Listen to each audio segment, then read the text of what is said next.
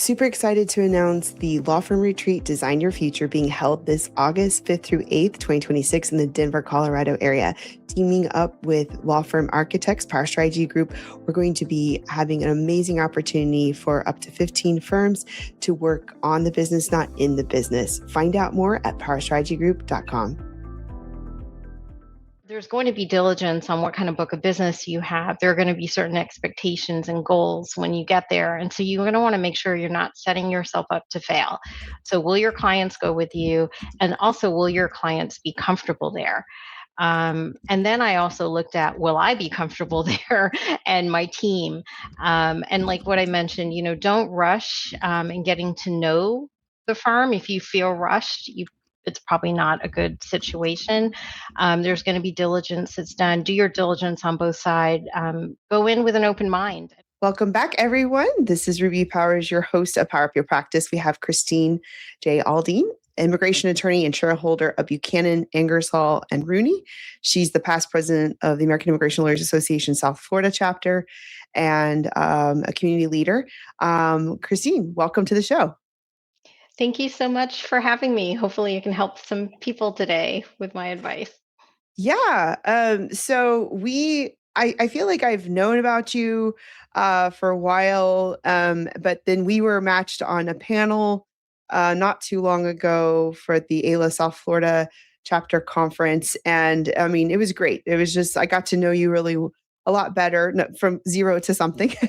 No, but we got to bond over those couple of days. And then I realized you know everybody in AILA, especially Florida. But just the more I hung around you, you were introducing me to everyone, and it was really great. But are you very unique because you, for many reasons, but the one we're going to talk about today is that you're an immigration attorney in a big law, like you said, like being a unicorn. But for those listening, as we have a lot of managing attorneys, law firm owners, the sort of the question of like, what would it look like if you ever were to be a part of a big law a firm, or sell your practice and get merged, or along those lines? And so I think we want to walk through what it's like, because that's what happened to you. So tell us a little bit more about your legal journey and getting up to being a shareholder at a large firm. Yeah, so thank you so much, Ruby. So I have actually run the gamut of different sizes of firms, and within the type of work I do is immigration law, different types of immigration work from start to now. I started initially with a sole practitioner in Houston. I was in law school. I started clerking there for a year, and then I had my first job there as an associate. So all I know is immigration. I'm all about immigration. And the good thing about working at a sole practitioner firm is that you get to be on every step of the case, right? You do everything.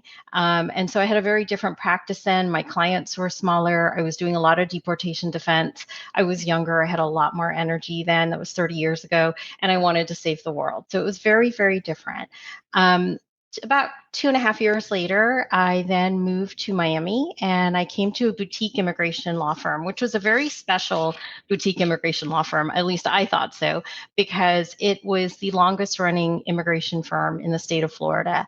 It had been in business since 1974, so they had very established clients. I was very blessed to have that opportunity.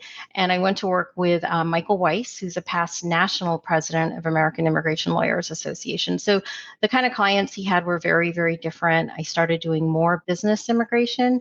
And at that firm, I eventually made partner. I was there for 20 years, and I became a 50% business owner in that firm. And no one tells you when you're in law school, when you become a business owner, it's totally different from practicing law. There's the academic side of practicing law, and then there's running a business. And that did not come natural to me. I had to work really hard at it. I felt like at that point, then I was purely a manager and a networker, bringing in business to feed the machine, because we had a payroll of up to 20 people at different times. We had 2 offices, a very busy practice. And then I would say I came to this big firm that I'm at now in 2018. So I just hit my 8-year anniversary. And a couple years, Congratulations. thank you. And a couple years before I joined, I would say about 10 years ago, our boutique firm started getting approached by big law firms asking us to bring the entire practice to their firms. We kept saying no. We were totally not interested. We were really happy with what we had, but we didn't really realize what we were missing either.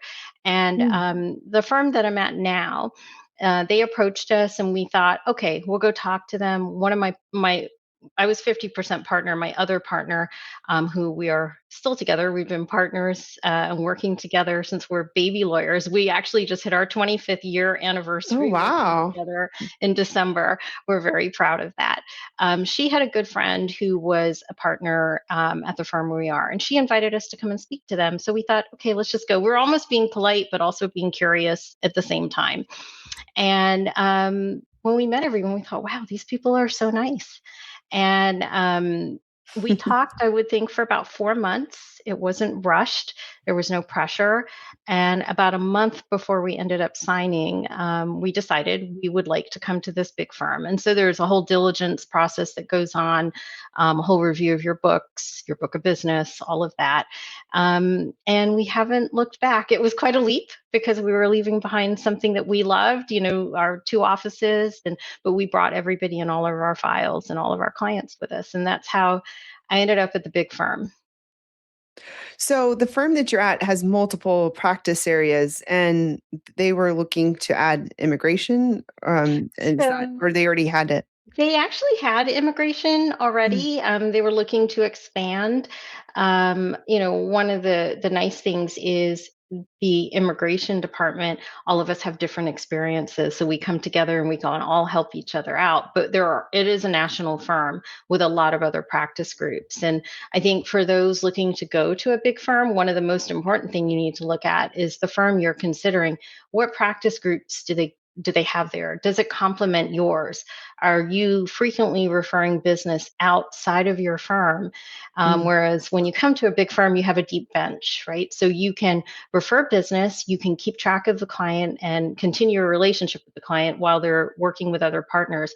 And it goes the other way. The partners in the firm, they become like your clients too. So you have clients outside of the firm, and then all of the partners in the firm have potential business that they could bring to you, and you want to service those partners as well and their clients. So you have to look at So you try to meet as many people as possible before you make that decision, and before you join the firm to make sure that that's going to be a good fit. So I'm thinking for those listening, they're probably like, well, maybe the only reason they would consider this is if it was like maybe a way for succession planning or for them to be able to, I don't know, to lessen the load potentially on the require all of the requirements that they have to hold, but also just sort of like you said, there's some benefits that you might not realize. What would be some of the, let's maybe walk through some of the pros and cons of being sort of absorbed or teaming up with a large firm? Yeah, so some of the biggest things and like the biggest surprise for me were the resources that existed because we had always been in smaller firms. I didn't even know what existed. I had to actually learn all of the different resources there were. There's so much support and resources that we were missing out on. Coming from the solo and the boutique firms, there is a product or a professional at a big firm to help you with everything you need. And Mm. if you're not sure, there's always someone you can reach out to and ask. The biggest thing, one of the things I just mentioned was the deep bench and the other practices. You can go to them also just as a sounding board. If you have a question about another area of law, I work a lot with, tax situations, corporate situations as an immigration attorney. And I have people that I can go to routinely and ask a question. And that's really great. And these are people that I trust. They're vetted, they're my partners. And I do the same for them when they have questions. The technology. So the technology at a big firm compared to a small firm is really incredible. And we could never have afforded the kind of technology we have right now, which is, 24/7 access to an IT professional. I've had times when my computer doesn't work, and within 2 hours, I have a replacement and I'm ready to go. There are things called document services. I don't even know what that was. When I joined a big firm, but it's people who will make your PowerPoints, will make all your charts if you draw them on a napkin. There are research services. There's a librarian that'll pull anything you need, someone who'll proofread your documents, check your citations. And then there's a lot of technology around support with billing and collection, because of course, law firms are there to make money. And there's a lot of help with that makes it easier, and easier then to bring in more revenue. And so then sound lots of positives. It sound like what would be like some of the challenges that, it might be difficult from having had your own firm for such a long time and Mhm. then having to, not be the boss, quote unquote, boss per se. So, I don't look at that as a downside. I think it would be hard for someone who's the personality of kind of a lone wolf who doesn't want to check with others. But you are a team and you have such amazing support and people on your side, like HR, general counsel's office, ethics counsel. They're all there to really help you and make you more successful. Um, so I think that to me, that's a positive. But yes, you definitely are getting approval for budgets, approval for things when you had your own firm. You just decided whenever you felt like giving someone a raise, a bonus. That's not how, there's a much more structured way of doing things in a big firm. There's a lot more people involved and a lot more layers. I also think for someone who's an introvert, they may be surprised when they come to a big firm. There's a lot more interaction with a lot of people, networking within the firm, other things going on. And so that I think also could be maybe intimidating for someone who is used to being on their own and making all the decisions themselves. I look at it though as the pressure was taken off of me, because I was tired of coming in and deciding who could have vacation first, who had the days, what copy machine should I sign a lease for, what coffee should we buy. Like honestly, I know some people enjoy doing that, and I did, but now that I don't have to do it anymore, it frees me up to really, really do the lawyer work, and get out there and also get more business. And I'm not in that nitty gritty each morning and checking, meeting payroll every 2 weeks when you're in a much smaller firm. I mean, that is much more immediate concern. This episode is sponsored by Candle AI, the legal email assistant that helps legal teams spend less time on client emails. You heard me right, spending less time on emails. Candle AI works with both Gmail and Outlook, so you don't have to learn a new tool, and then it connects with popular case management systems like Clio, Filevine, INSSoom, and more to come. It instantly shows you your case and the client details the moment you open a client email, and right inside your inbox. Then that means less context switching and time spent jumping to different tabs to figure out what you need to respond. Candle can also draft context-aware responses to client emails and makes it easy to create, edit, and manage your email templates. If you want to save time and take back control of your inbox, check out Candle AI. I highly suggest it.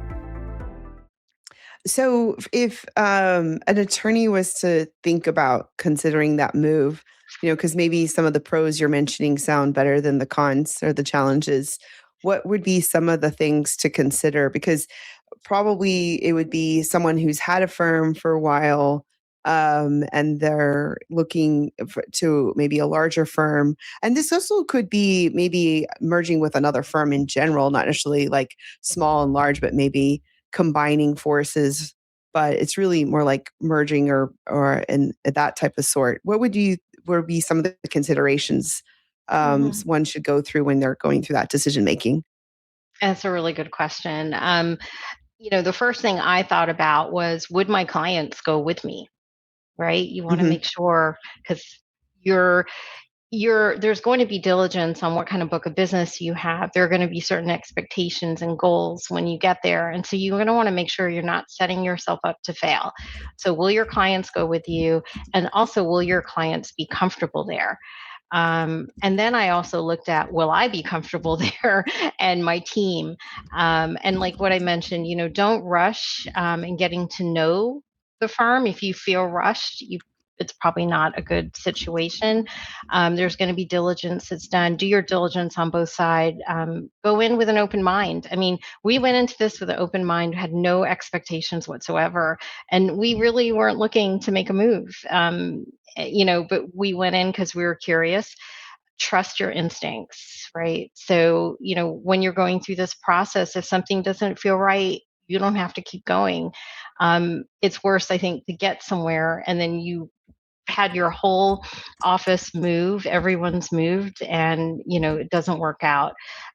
For me, it was important to make sure going from a small environment to a big environment. I had been decades not in a big firm. Could I be myself there? Um, and you want to make sure it's not just excellent lawyers that you're dealing with there, but they're ethical and they're Mhm. genuinely nice. Okay, you want to be around nice people who are vested and interested in making sure that you are successful. We knew when we went through this process, for example, the CEO of the company flew down to meet with us. People flew down to talk to us, to meet with us. We met with as many people as we possibly could. And I felt that that genuine interest can't be faked. And so that I really, really would look at. Be transparent. This is the last thing I think about your book of business, and be realistic in what you're saying you're going to be able to bring with you and what's portable. And then find out what the goals are there and the expectations. And have you been doing that anyways? Will you be able to? And then within that, that means being prepared to being accountable to others. So, those are all the things that I would consider. I didn't even think about that back then. It's just naturally, those are the things I thought about. And now when I reflect on it 8 years later, that's kind of what we went through. And Ruby, people ask me this question all the time because they're curious. They want to know, what is it like going to the big firm? Are they nice to you there? I'm like, yes, they are very nice. Otherwise, I wouldn't stay. But yeah, there's something about being at a big firm. There are the trade offs, right? You cannot make your own decisions and lone wolf it and just do things on your own. But you do have a lot of, I think, security and support and resources. It's a great trade off. Can you take a vacation for a week and not have to check your email? Yes. So that was one of the things in getting ready to meet with you today I thought about. So the whole time I had the boutique firm, I never went away. Rarely. I did when I was a Mm. baby associate, and it Uh-huh. wasn't, when I was really new. But for I think the 13 years before I joined the firm I'm at now, I never took 1 week off at a time, ever. I definitely didn't do 2 weeks. So I did not do that till I came to the big firm. It was actually encouraged here that everybody should have a vacation. And yeah, I don't travel with my computer. and Wow. I really mean it when I'm gone. And we respect, in my team, I tell new team members all the time, look, when you go on vacation, we're not going to call you. Just make sure your out of office is on. And in our world, in my world, an emergency is somebody's being deported, and that is not something I encounter very often. So, that to me is an emergency. Someone's been detained, not somebody who really wants an appointment and wants to talk to me while I'm hiking in the Grand Canyon. That's not an emergency. Well, let me just tell you, you're not gonna have a lot of reception in the Grand Canyon. That seems to be the only place I can go is to go to national parks or cruises or, to get away from internet. But, I, I will. I tell I was going to say, I go to places in West Texas to vacation because there is no reception there. So it's like forced relaxation.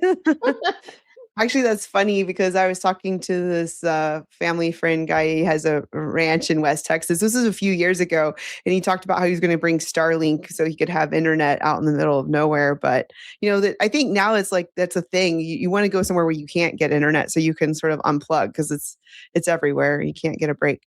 But I think that's what that's something that a lot of law firm owners, managing attorneys feel like they can't get a break, is that they always have to still be keeping an eye on the firm, even if there's other people doing everything, the majority, but like maybe, you're the glue, or maybe you're the brain maker, or maybe like there's just something that's going to get hurt or, not fully function when you're out, or you just have such a sense of staying connected. You're just like, there's a withdrawal of like, it takes a while to like unconnect yourself to the firm because you're afraid like what's going to happen. But anyway, that sounds really attractive what you're mentioning. Yeah, I think because when you have your own firm, right, you're signing off on the payroll and all the finances, and really it has to be you that does that. So even if you do get away, you still have to be plugged in.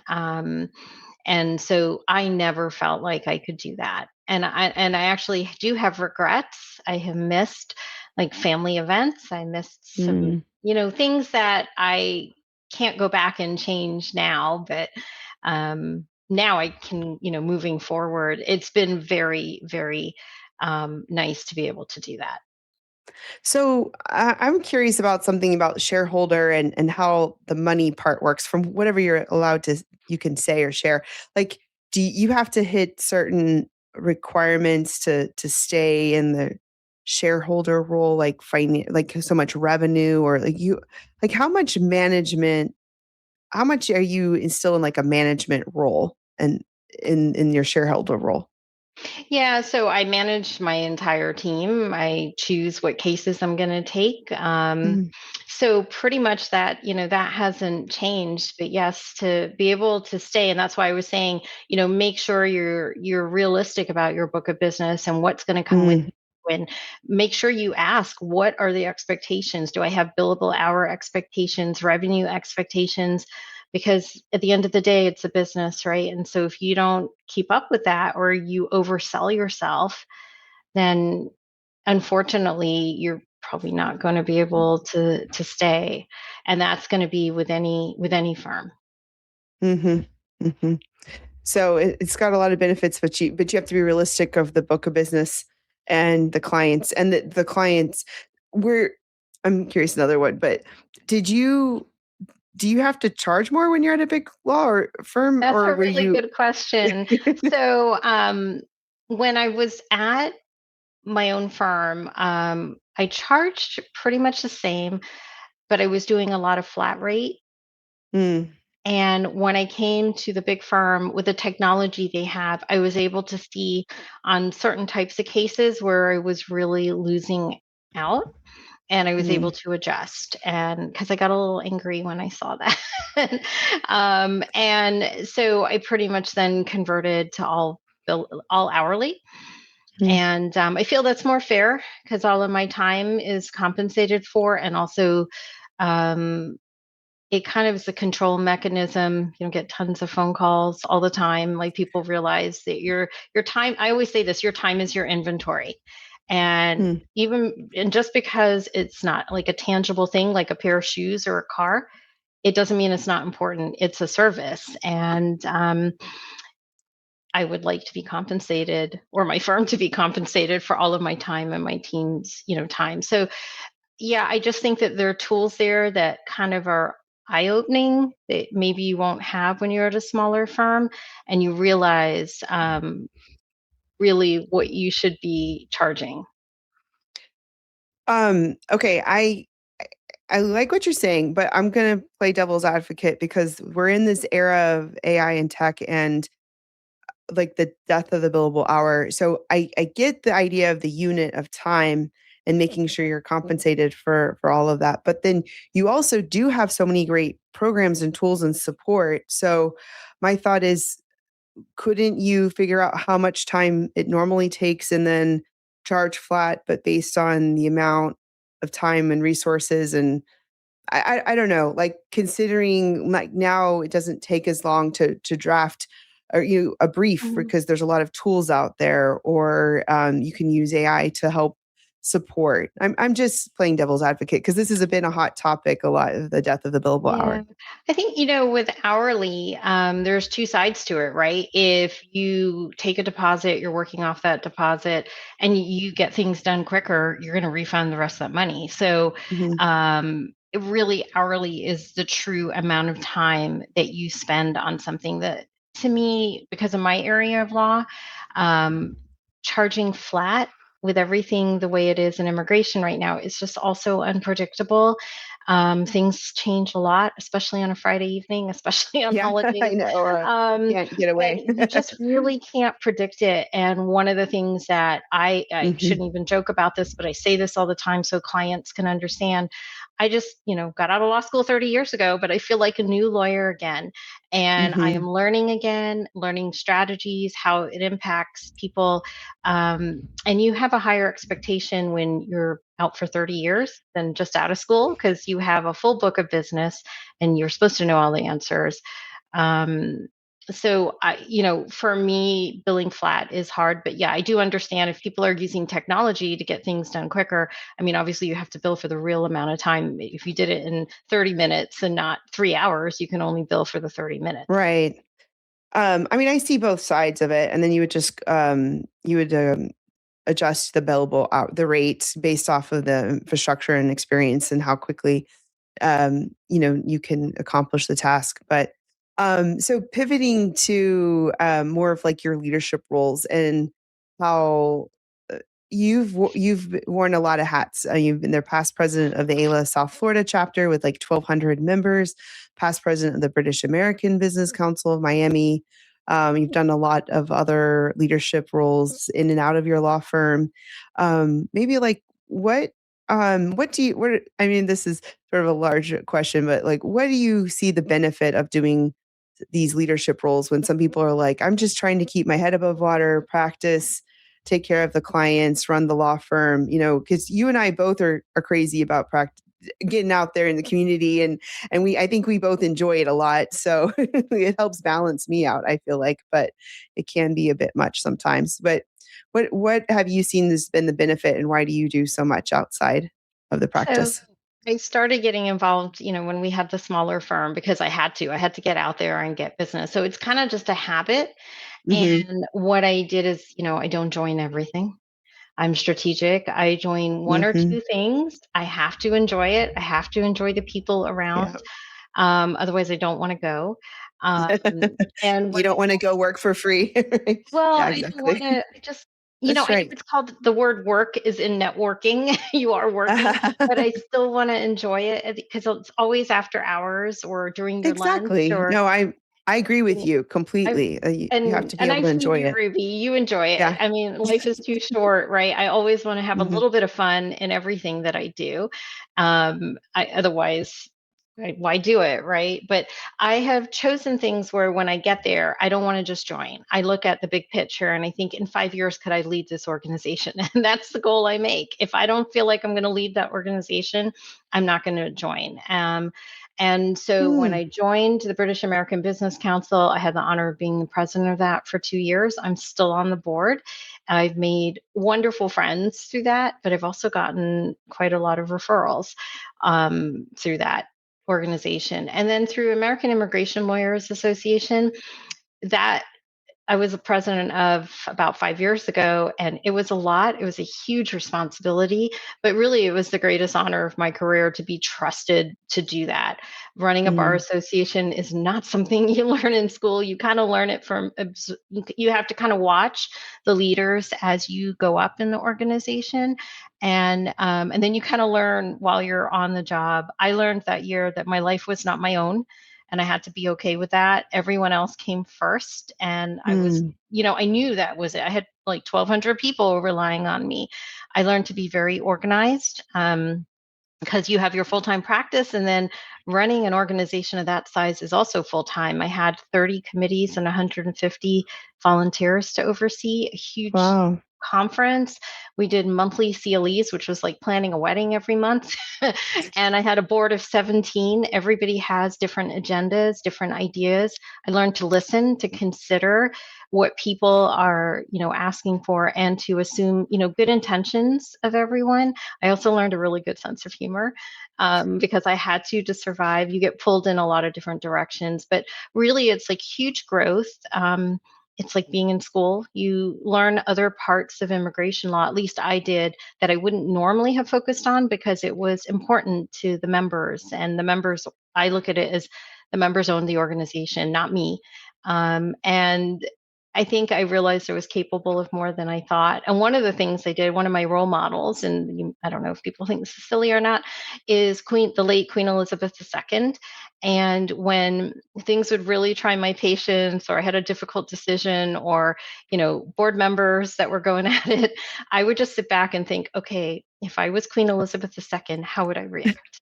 And that would keep me completely, in reality check. But yeah, I learned a lot, and I think everybody, not everyone's cut out to do that. You really have to be, there's a lot of public speaking, there's a lot of decisions to make, a lot of there's accountability in that too.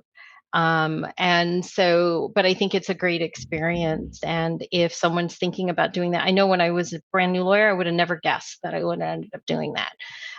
You just work hard and be committed and be helpful and go for it.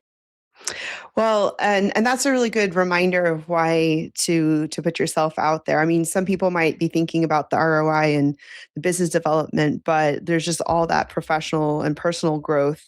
Um, thanks for drinking out of the mug. I'm not even drinking out of my own Oh, mug. promoting the show.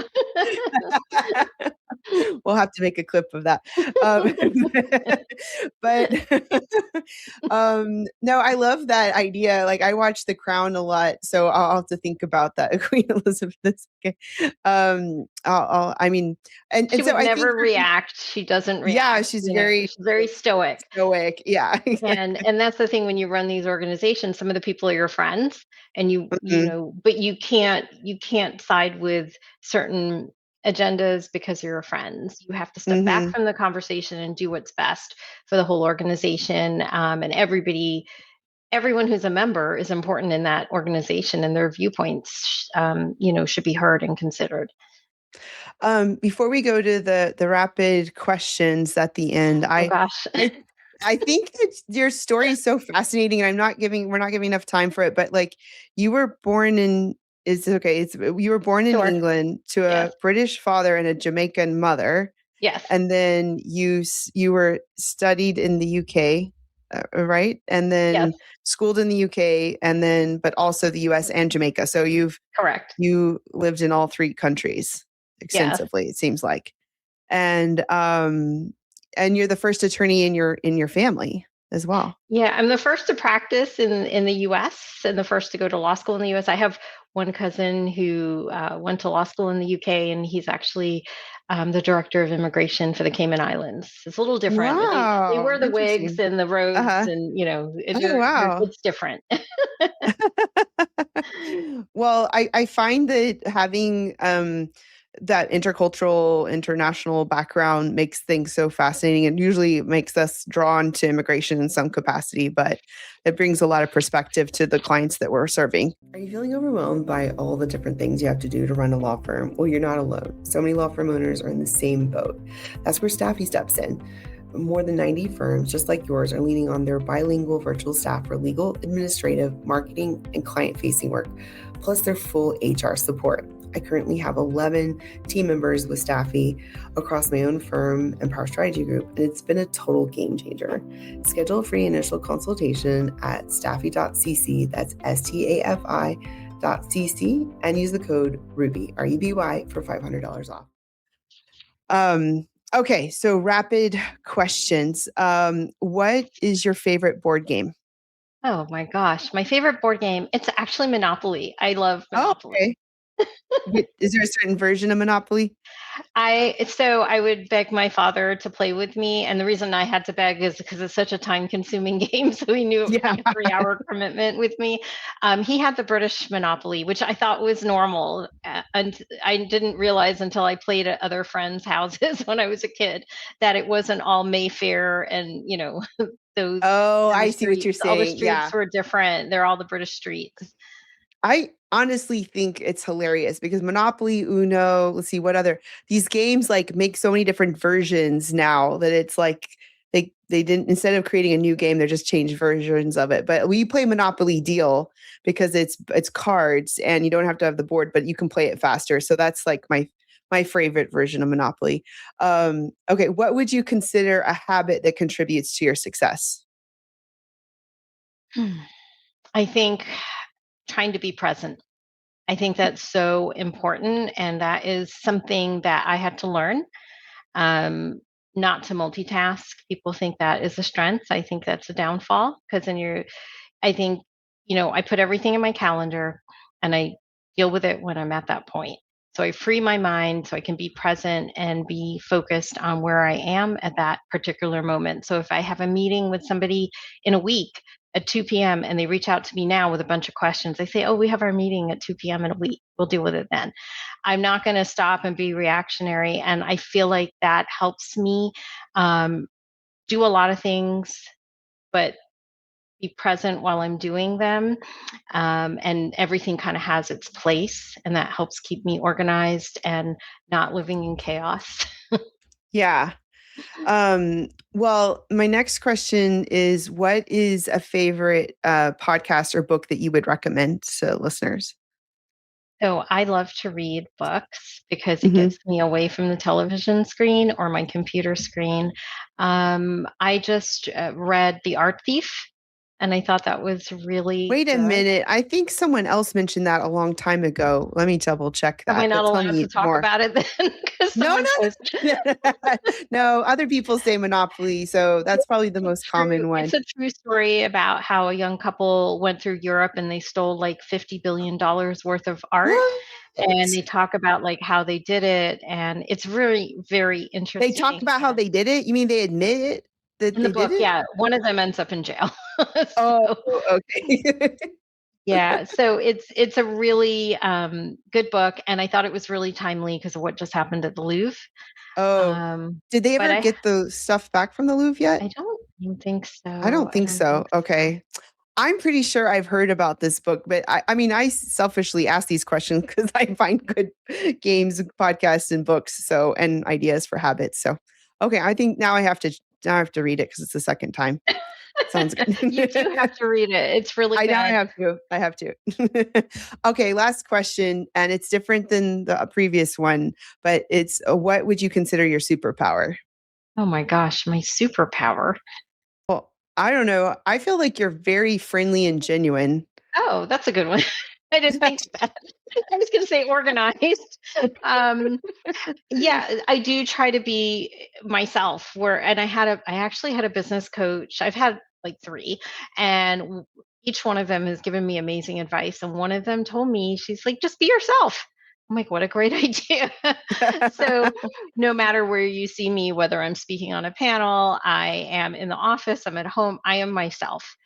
Because I think it is exhausting. And that's what I had said also when you are looking to go to a big firm, make sure you could be yourself there. It's exhausting Hmm. to pretend to be someone else, and Something it's not else. Yeah. healthy. It's not healthy. For sure, for sure. Well, it's been so great getting to have this like little bite time to do one-on-one talk conversation and get to know you better. And I don't know, you're special. I love getting to know you, and I'm glad I did. You know. And well, how can people connect with you, find you, stay in touch with you? So they can find me on LinkedIn. So I'm on LinkedIn.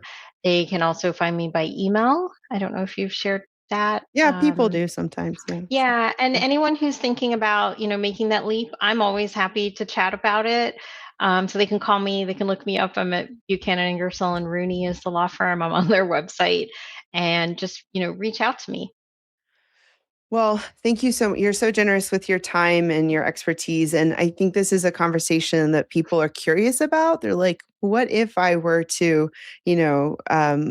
team up with a firm or have my practice sold or merge or, having alternative methods for the succession planning or for their career. And it's wonderful to hear that everything has worked out for your 25 years with your partner and 8 years with the firm that you're at. I mean, that's a huge success story. So kudos to you for that. Thank And you, thanks for Ruby. sharing your story. Yeah. Thanks for being on today's episode. I appreciate it. And thank you for having me. Well, I'll see you next time, everyone. Thanks for listening. Take care. Thank you for tuning in to Power Up Your Practice. I'm Ruby Powers, and it's been a pleasure sharing this time with you. We love your reviews. So if you enjoyed today's episode, please leave us one and share this podcast with someone else so that they can know what you've been learning on our show. And make sure to check out the Power Up Your Practice book. It's available in paperback and Kindle on Amazon. It's packed with 25 chapters of strategies to grow and streamline your firm. And we also have the free Power Hub community on School to keep the conversation going in between the episodes. So make sure to keep powering up your practice, and we'll see you next time.